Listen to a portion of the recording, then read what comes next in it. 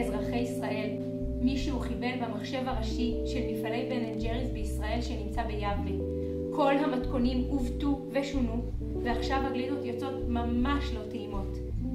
הילדים בכל הארץ מאוכזבים, ואין כיוון מי עשה את זה, או איך אפשר לפתור את זה. אנחנו, המשטרה, פונים אליכם ומבקשים את עזרת הציבור. כל היודע דבר על ביצוע הפשע מתבקש לפנות אל בית האבות המשטרתית. יש לשלוח את תעודת הזהות אליה, ואנחנו נבדוק את החשדות. אנחנו מבקשים, יש לשלוח חשודים רק אם אתם בטוחים מעל לכל ספק סביר שזה אכן הם. לטכנולוגים שביניכם, לרשותכם אתר ניהול המפעל של בן אנד ג'ריס. אולי גם זה יעזור לשפוך אור על ביצוע הפשע. אין לי ספק שנצליח, רק בואו נזדרז.